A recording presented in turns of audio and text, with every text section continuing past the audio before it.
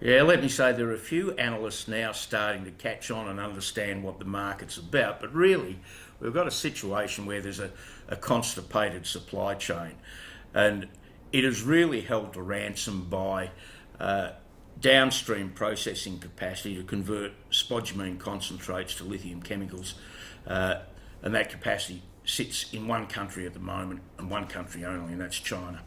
The capacity is limited, and as a consequence, doesn't matter how much spodumene you produce, you can't get it right through to the end user.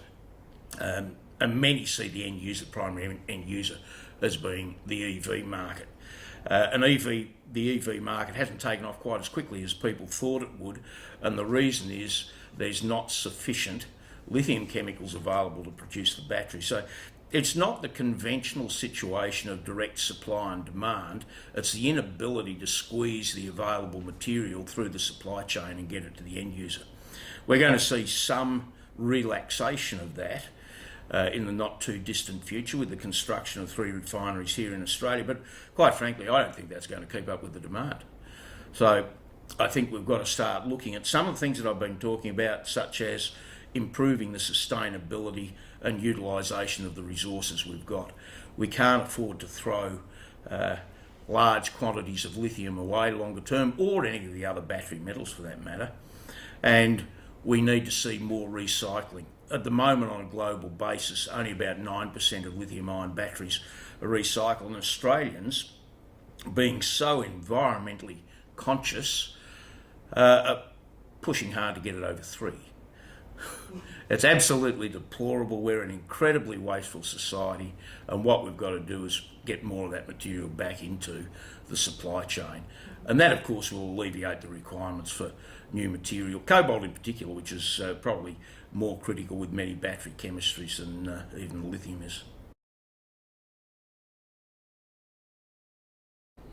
Oh, by 2030, I'm glad you picked a date that's a fair way out, because I can see a number of problems in that supply chain between now and then. But I think by 2030 the supply chain should be in balance, because there's been so much capital committed to it.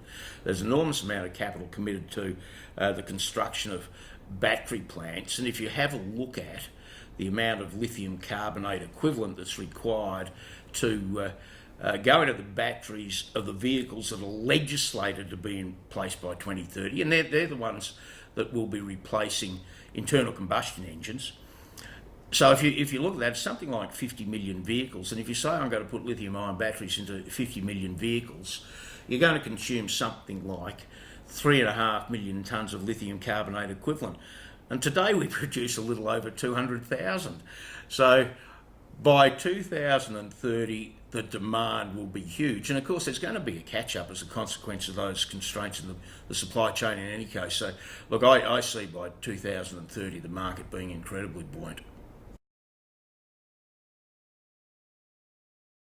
No, I don't.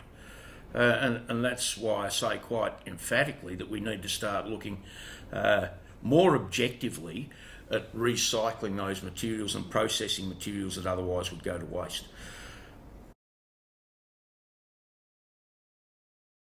Well, of course, we cover all sectors of the lithium industry, or to some extent almost all sectors of the battery industry, with the way we've set up the business. We have intentionally looked at the overlaps in those business divisions and the constraints of going from, for example, production through to lithium chemicals, and then lithium chemicals through to cathode powders.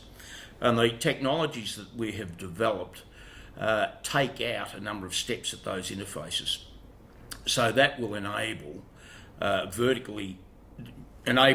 process to be vertically integrated, and in doing so, remove some of the processing steps and remove some of the cost. And I think that's critical, because if you look at the supply chain at the moment, it is fragmented. You've got the concentrate producers, they produce a concentrate, they make a profit. They sell it to a chemical producer who wants a profit. They sell it to a cathode powder producer who wants a profit.